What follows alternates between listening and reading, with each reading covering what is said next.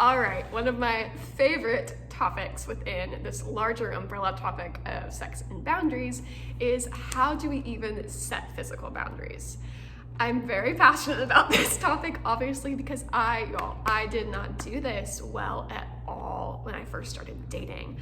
I went into my first relationship, I've told you guys this before, thinking I'm not gonna have sex until I'm married, and that's all I knew.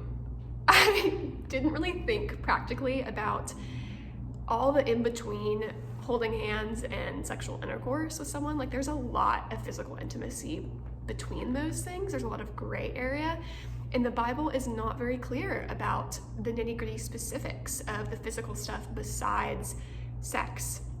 The Bible is very clear about sexual immorality, and if you look up the word porneia, that's the Greek translation of sexual immorality, that refers to sexual intercourse and any sort of sexual activities. And so we'll get into that in another video where I talk about how I set my own boundaries, and I really went from that Greek translation and kind of backpedaled, okay, if we consider sexual immorality XYZ, what does that mean? And kind of went from there. I mean, if you're wrestling with this topic, really diving into scripture where it talks about marriage and sex and sexuality and sexual immorality, and looking up different translations and the original Greek words and things like that, I've found that very helpful for me personally. So how to set boundaries, my number one tip is to think about them before you get into a romantic relationship, if you can. I know that some of you guys watching are currently dating someone and trying to figure out your physical boundaries. It doesn't mean it's too late or anything. It's never too late to set good boundaries. But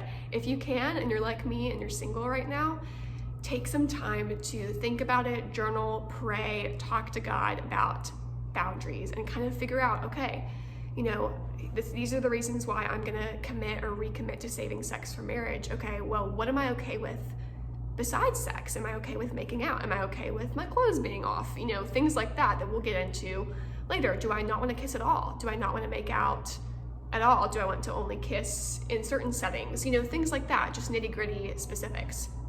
I really encourage you to think about that beforehand. Now, I do think you can have these boundaries going into dating someone, and they might change a little bit because every relationship is different. Every, pairing of two people is going to look different, and so those boundaries might look different.